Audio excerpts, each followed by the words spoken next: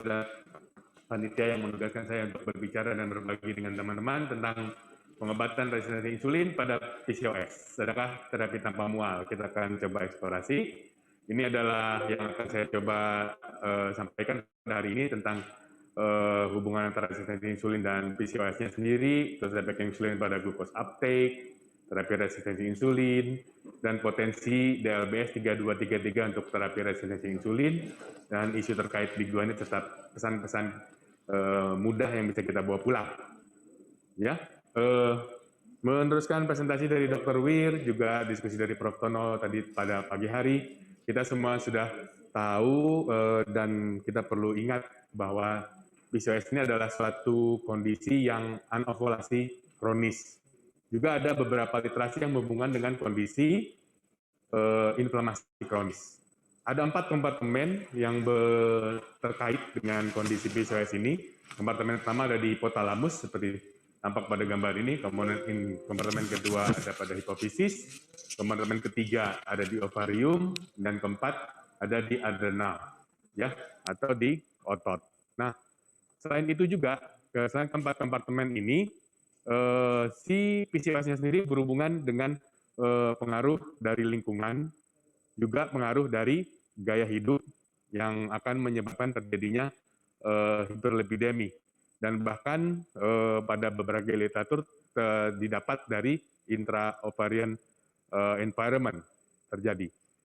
Dan kondisi faktor-faktor eksternal ini akan berlanjut ke arah faktor intraovarian, ternyata di mana sebagai pusat utama terjadinya hiperandrogen pada pasien-pasien dengan PCOS, terjadi perubahan-perubahan yang tidak seimbang dari aktifin, TIMP1, dan atresia serta FAS.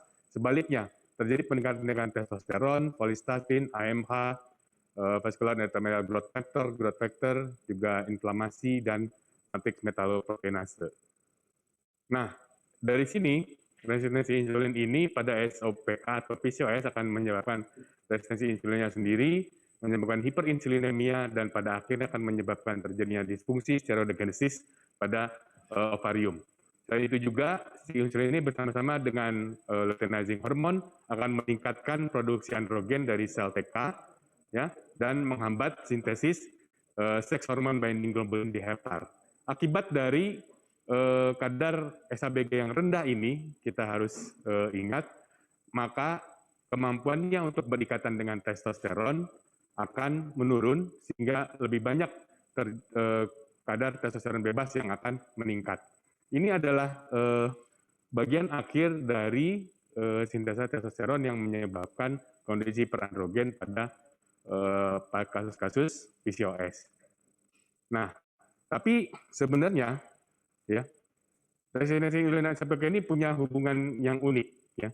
Meskipun obesitas sendiri adalah penyebab tersering terjadinya resistensi insulin dan hiperinsulinemia kompensata, tapi resistensi insulin ini pada SHBG bukan merupakan dampak dari hiperandrogen. Ini dapat dijelaskan karena hiperinsulinemia ini bukan karakteristik hiperandrogen, tapi berhubungan jadi secara unik, saya sebutkan. Selain itu, mereka lebih cenderung ke bekerja secara sinergis. Meskipun angka kejadian juga tinggi, hampir 50% pasien-pasien PCOS itu mengalami resistensi insulin. Kemudian bukti lain bahwa ini bukan merupakan dampak dari hiperandrogen, si resistensi insulin ini adalah bila kita lakukan penekanan steroidogenesis ovarium pada pasien PCOS dengan mempergunakan GnRH analog, maka hal ini tidak akan berubah sama sekali kadar insulin ataupun resistensi insulinnya. Dan yang terakhir, bila kita lakukan ovarektomi nih pada pasien hipertekosis, terus ada hiperinsulinemi dan hiperandrogen, kondisi resistensi insulin tidak berubah, ya. Sehingga ini menjadi pertimbangan kita untuk melakukan terapi pada pasien-pasien PCOS. Dan ini juga mungkin yang menyebabkan kebingungan di sementara teman-teman sejawat. Jadi kenapa resistensi insulin tidak dimasukkan ke dalam kriteria diagnosis daripada pasien PCOS. Tadi disinggung oleh Dr. Wir bahwa dampak insulin ini akan menyebabkan uptake glukosa terhambat melalui jalur tirosin kinase aktivasi dan fosforilasi serin. Nah, sehingga pada umumnya kalau ada 3 kelompok nih, pasien diabetes, pasien yang normal, dan pasien resistensi insulin, si pasien ini ada di tengah-tengah, si pasien-pasien PCOS kita ini. Karena dia akan membutuhkan waktu lebih lama untuk turun ke arah kondisi normalnya. Ini yang membedakan dengan pasien-pasien yang lain. Ya, nah untuk terapi insulin regulatory agent ya atau pengatur insulin ada dua, tapi ini pada kasus diabetes mellitus. Yang pertama secretagogue. Ya, ini penggunaan sulfonylurea, meclinitit, terus diphenylalanin derivat juga banyak dipergunakan. Nah, tapi sesuai dengan grafik yang tadi, untuk pasien-pasien PCOS yang kita butuhkan adalah sensitizer, yaitu meningkatkan sensitivitas sel terhadap insulin, ya. Jadi bukan menarik sama sekali. Dan ada dua golongan yang sudah cukup diakui di masyarakat, atau penggunaan pertama adalah biguanid atau metformin, yang kedua adalah thiazolidinedione, ya. Dan keduanya ini ada masalah nanti kita lihat, sehingga dibutuhkan informasi-informasi dan penelitian-penelitian lebih lanjut apa ada agen-agen lain yang dapat menyebabkan perbaikan pada kadar insulin resisten tapi tanpa efek samping yang banyak, ya seperti tadi ditutup oleh Dr. Wir pada slide terakhirnya. Nah, kalau bekerjanya metformin sendiri sebagai biguanid, dia akan mengaktifasi dari AMP protein kinase dan bekerja pada otot, ya, sehingga pada akhirnya akan meningkatkan atau lebih mengaktifasi lagi dari glucose transporter dan pada akhirnya akan menurunkan lipogenesis dan meningkatkan oksidasi dari asam lemak, ya. Kondisi-kondisi ini akan menyebabkan uptake basal glukosa akan meningkat dan insulin juga akan meningkat. Dampaknya pada kita dalam praktek sehari-hari, kondisi yang seperti di bawah ini, pasien SOPK dengan jumlah folikel anovolasi yang banyak akan merubah kondisinya menjadi seperti ini. Ya, akan ada folikel dominan yang cukup untuk terjadinya ovulasi dan bahkan kehamilan. Sehingga yang kita sama-sama sudah tahu bahwa terapi utamanya adalah modifikasi lifestyle, ya, dengan menggunakan otot, dengan olahraga, dan akan modifikasi makan juga bisa dilakukan, ya. Nanti akan dilanjutkan oleh Dr. Gaga. Nah, tapi baru-baru ini tahun 2020, apa aja sih yang ingin diketahui dari dampak penggunaan biguanid atau metformin itu? Positifnya tadi ada dua sebenarnya yang sekarang diakui, bahwa penggunaan biguanid itu akan menyebabkan penurunan glukosa intake dan juga berdampak pada penurunan berat badan. Tapi ada juga dampak negatifnya ternyata. Kalau dulu hanya yang dominan gangguan gastrointestinal, tapi berbagai laporan menyebutkan ada hubungan antara penggunaan biguanid ini dengan asidosis laktat, hepatotoksis, pankreatitis akut, defisiensi vitamin B12, perubahan koagulasi, dan hipoglikemi. Nah, sehingga tabel ini menjadi kurang tepat lagi, tidak hanya efek gastrointestinal, tapi ternyata banyak yang disebabkan oleh biguanid. Nah, oleh karena itulah maka peneliti-peneliti nasional kita ya mulai melirik ya atau melakukan hipotesis bahwa penggunaan ekstrak cinnamon burmani ini atau dengan koding DLBS 3233 sebagai penelitian untuk meningkatkan sensitivitas dari insulin. Nah, ini adalah penelitian kolaborasi sebenarnya pertama kali antara Universitas Indonesia dengan Universitas Pajajaran. Ini dilakukan kurang lebih hampir 4 atau 6 tahun yang lalu dengan peneliti utama dari Jakarta. Ya, si DLBS 3233 yang kita kenal ini akan bekerja dengan meningkatkan aktivitas dari AKT dan GLUT4 juga PPAR gamma. Ya, dan ini adalah suatu penelitian double blind randomized study untuk terapinya, di mana di sini dipergunakan DLBS 3233-nya dengan dosis 100 mg per hari untuk dosis biguanidnya 2 kali 750 mg per hari selama 6 bulan. Ya, sifatnya intention to treat. Kemudian dari karakteristik kita karena tujuannya adalah untuk resistensi insulin, maka karakteristiknya cenderung ke arah overweight ataupun obesitas. Dengan kita lihat ada BMI-nya lebih di atas 29. dengan kadar androgen atau Freeman-Gallwey score-nya justru 5, seperti tadi disampaikan oleh presentasi sebelumnya, bahwa karakteristik SOPK di Indonesia itu beda, nggak terlalu hiperandrogen banget gitu ya. Nah, kemudian ESA rasionya seperti yang tercantum di bawah. Selain itu juga secara laboratoris ya, kadar AMA-nya cukup tinggi dan free testosteronnya hampir mendekati angka 7 ya. Sehingga secara klinis atau laboratoris androgennya tinggi tapi tampilannya tidak sesuai, tidak serupa. Nah, hasil akhirnya dari penelitian ini adalah kadar Homayer yang tadi disampaikan oleh Dr. Wir akan terjadi perubahan baik kedua agen, baik di biguanid ataupun DLBS 3233 ada perbaikan ya setelah terapi 3 sampai 6 bulan. Tapi ada yang unik di mana ada yang merah itu adalah biguanid, ada rebound. Nah, itu menjadi tanda tanya dan akan perlu penelitian lebih jauh lagi ya. Kemudian kalau penelitian di Indonesia yang kita lakukan ini keduanya tidak menyebabkan terjadi hipoglikemi seperti di data di awal ya. Dan secara konsisten dia akan menurunkan kadar LDL meskipun kembali ditemukan ada rebound pada juga ini adalah kadar trigliserid ya, memiliki karakter yang sama. Kemudian kalau untuk efek penurunan berat badan pada kedua agen hampir sama pola penurunannya.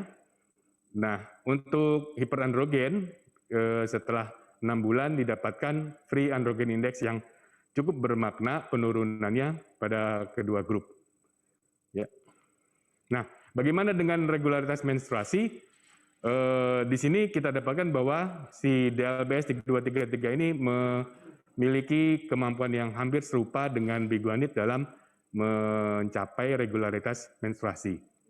Jadi ini kedua grup terpisah dan mempunyai masing-masing terapi.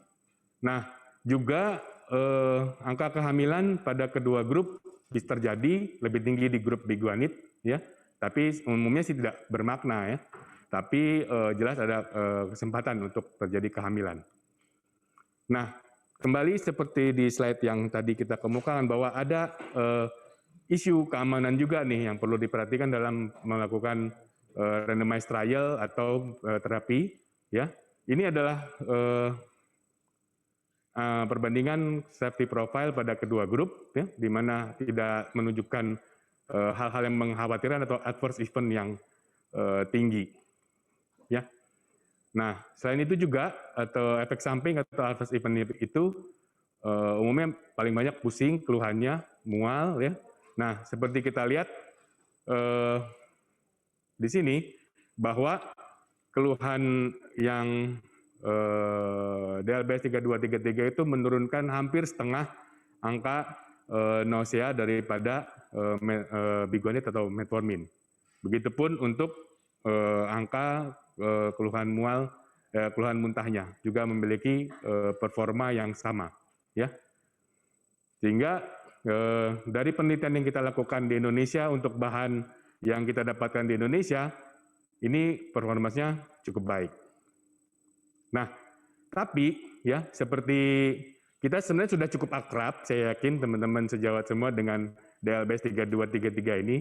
Tapi kalau kita berada di lokasi yang perifer, kadang-kadang sulit mendapatkan suplai fitofarmakanya dengan baik, sehingga kita lebih mudah mendapatkan biguanid sebenarnya. Ya, nah kalau seperti itu kondisinya nggak apa-apa, kita akan dapat memberikan tips ini untuk memberikan konseling pada pasien-pasien PCOS kita. Ya, pertama bisa anjurkan mereka untuk melakukan konsumsi dari biguanidnya di tengah makan. Jadi dia makan dulu 2-3 suap gitu ya, baru dia mulai konsumsi. Atau begitu selesai makan langsung diminta untuk mengkonsumsi si biguanidnya. Dan ini saya dapat regimen ya, mungkin bisa dibilang seperti itu dari luar, bahwa pemberian biguanid ini bisa dua tipe, ada yang cepat atau lambat. Ya, tipe cepat kita mulai dari 1 kali 500 dulu selama 1-2 minggu, terus kita minta lagi pasiennya kontrol, kita nilai bagaimana respon bagus, kalau bagus naikkan lagi jadi 2 kali, ya. Kalau bagus lagi 1-2 minggu, naikkan lagi jadi 3 kali 500 hingga dosis maksimalnya 2 kali 1 gram atau 3 kali 850 mg untuk mendapatkan hasil yang diinginkan kurang lebih selama 3-6 bulan. Ya. Atau kita perlahan-perlahan gini, karena kita tahu pasiennya sudah cenderung mengalami sensitivitas atau ada gangguan gastrointestinal, maka kita bisa berikan mulai dari 1 kali 250, kita turunkan, tidak mulai dari 1.500 tapi 1 kali 250, kemudian minggu depan kita naikkan lagi 2 kali 250, 3 kali 250, 2 kali 500 pada minggu keempat ya, dengan respon yang bagus, 3 kali 500, bahkan pada minggu ke-6 bisa kita naikkan hingga 2 kali 1 gram pada pasien-pasien yang kita identifikasi sebagai pasien SOPK. Tapi ada catatan di bawah, teman-teman bisa lihat, jangan kita tingkatkan dosis bila masih ada efek samping. Ya. Kalau ada masih efek samping, jalankan saja dulu. Karena kita kembali harus ingat bahwa penggunaan ini si biguanide ataupun DLBS 3233 ini adalah diharapkan sebagai insulin sensitizer, bukan sebagai terapi utama. Karena terapi utamanya seperti disampaikan oleh Dr. Wir adalah masih untuk penggunaan modifikasi gaya hidup. Ya. Nah, selain itu juga di pasaran mulai ada juga itu ya. Jadi ada metformin atau biguanide yang berupa extended release ya atau sustained release sehingga dia lepasnya perlahan-lahan ya. Ini banyak ditemukan di pasaran ya. Dengan toleransi medikasinya biasanya lebih tinggi dan gangguan gastrointestinalnya lebih sedikit seperti tampak pada tabel ini. Ini adalah yang umum atau metformin yang umum, yang sebelahnya dampak untuk extended release ya. Jadi ini juga bisa menjadikan modalitas bagi kita untuk menghindari terapi pada pasien SOPK yang sensitif atau mengurangi mual ya. Nah, ini bisa kita pergunakan. Tapi kalau teman-teman browsing atau baca akhir-akhir ini ya, ini takutnya mengkhawatirkan juga ya bahwa ada recall ya, ada penarikan obat-obatan untuk insulin sensitizer yang extended release ini karena dihubungkan dengan kanker ya, terutama ada kandungan dari nitrosodimetalamin atau NDMA. Nah, ini jangan heboh dulu, tenang dulu ya, karena ternyata kalau kita lihat di FDA-nya itu hanya 5 perusahaan yang teridentifikasi atau dianjurkan untuk menarik produk dari biguanide extended release-nya ya. Nah, ini jadi masih aman terutama pada pasien-pasien yang membutuhkan terapi-terapi SOPK yang tidak mual. Nah, ini mungkin akhir dari presentasi saya ya. Jadi obesitas adalah penyebab tersering kita ketahui dari resistensi insulin dan hiperinsulin kompensata. Dan si obesitas dan SOPK tadi kita tekankan ini bekerja sinergis pada aksi insulin dan kita bisa pergunakan HOMAYER atau Homeostatic Model Assessment Insulin Resistant lebih dari 2 sebagai ambang batas terjadi resistensi insulin, dan agen DLBS 3233 ini dapat dipergunakan sebagai salah satu agen regulasi insulin dan memiliki dampak mual dan muntah yang lebih rendah dibandingkan biguanide. Mungkin itu yang dapat saya sampaikan. Terima kasih atas perhatiannya. Saya tutup. Wassalamualaikum warahmatullahi wabarakatuh.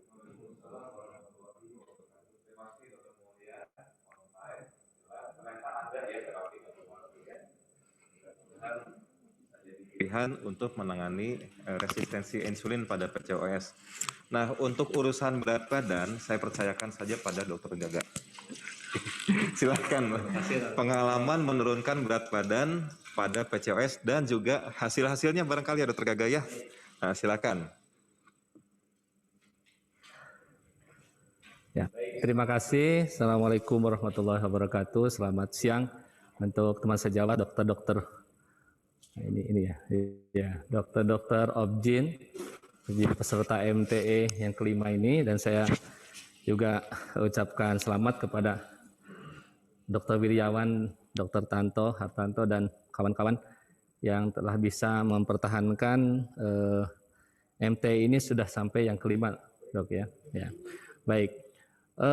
Saya akan sharing tentang menurunkan berat badan pada PCOS. Ya, saya juga berterima kasih kepada teman-teman Opjin yang sudah memberikan kesempatan kepada saya untuk ikut serta dalam tata laksana PCOS. Jadi saya juga pengalaman bertambah karena adanya pasien-pasien Dr. Wirawan, Dr. Hartanto, Prof. Tono, ya, iya. Oke. Nah, sebelum kita membahas tentang pengalaman, ada baiknya juga ini sudah beberapa kali disampaikan, tapi karena dari sini saya memulai ya. Jadi polycystic ovary syndrome itu ada 3 penyebabnya. Yang pertama karena faktor genetik, yang kedua lifestyle, yang ketiga intrauterine predisposition. Nah, yang ketiga ini, intrauterine predisposition itu mempengaruhi 2 hal sebetulnya. Terutama pada orang-orang yang memiliki riwayat pertumbuhan intrauterin yang terhambat. Ini akan menyebabkan vaskulaturnya, pembentukan organogenesisnya itu menjadi tidak optimal, yang menyebabkan dia memiliki risiko tinggi untuk mengalami insulin resisten di kemudian hari. Itu yang pertama. Yang kedua, ternyata juga akan menyebabkan hipoksia di beberapa jaringan, yang itulah yang kemudian akan menyebabkan rangsangan gen RH, LH meningkat, dan kemudian terjadi over androgen atau androgen excess atau hiperandrogenisme. Jadi 2 hal dari intrauterine predisposition ini, sehingga memang ini juga yang akan menyebabkan kita akan menemui beberapa tipe dari pasien PCOS ya. Jadi yang disebabkan baik karena lifestyle atau juga karena memang riwayat berat lahir. Oleh sebab itu perlu ditanya nanti pada pasien-pasien PCOS, berat lahirnya berapa? Kalau berat lahirnya kurang dari 2.500, bisa jadi dia termasuk tipe PCOS yang diawali atau faktor risikonya menjadi meningkat gara-gara dulu pada waktu di intrauterinnya pertumbuhannya tidak optimal. Ya. Nah, 3 faktor inilah yang kemudian menyebabkan obesitas. Baik karena lifestyle, atau karena dulunya berat lahirnya rendah, atau masa pertumbuhannya kurang sehingga dia lebih berisiko obesitas. Dan obesitas ini menyebabkan inflamasi kronis menyebabkan resistansi insulin, hiperandrogenisme, dan kemudian menyebabkan PCOS. Dan di mana diet itu berfungsi atau bisa mengintervensi, diet itu berfungsi di yang atas. Kalau seseorang sudah obesitas, kalau kita mampu menurunkan obesitasnya, maka kita mampu mencegah terjadinya inflamasi kronis sehingga resistensi insulin bisa dihambat. Itu yang pertama. Yang kedua, obesitas juga bisa menurunkan risiko orang-orang mungkin tidak obesitas ini, tetapi kita bisa menjaga agar jangan sampai terjadi resistensi insulin, sehingga ujungnya memang di yang merah. Diet berfungsi mencegah atau mengurangi terjadinya resistensi insulin yang menjadi penyebab kemudian terjadinya hiperandrogenisme. Ya. Nah, apa dampak obesitas terhadap insulin resisten? 2 hal. Yang pertama, hipoksia jaringan adipos. Yang kedua, peningkatan radikal bebas yang akan menyebabkan injuri vaskuler di jaringan adiposa sehingga dikeluarkan berbagai mediator inflamasi yang kronis, yang bersifat kronis inflamasinya. Jadi mungkin orang-orang ini diukur HSCRP-nya normal, ya. Diukur HSCRP-nya normal, tetapi secara teori dan beberapa riset menunjukkan sebetulnya terjadi low grade chronic inflammation. Inflamasinya kronis jangka panjang. Itu yang menyebabkan kemudian akhirnya menjadi resistensi insulin, dan inilah yang kemudian menyebabkan kemudian terjadi PCOS. Oke. Nah, sekarang kita lihat definisi obesitas menurut Bray tahun 2007. Bray ini adalah seorang ahli obesitas, sudah menulis beberapa buku, textbook tentang obesitas, tulisannya sangat banyak. Dia menyebutkan bahwa definisi obesitas itu adalah peningkatan lemak tubuh. Ya. Jadi bukan berdasarkan indeks massa tubuh, bukan berdasarkan apapun, pokoknya kalau seseorang meningkat, itulah yang disebut dengan obesitas. Oke. Nah, sekarang bagaimana menentukan seseorang obesitas, itu yang menjadi masalah. Nah,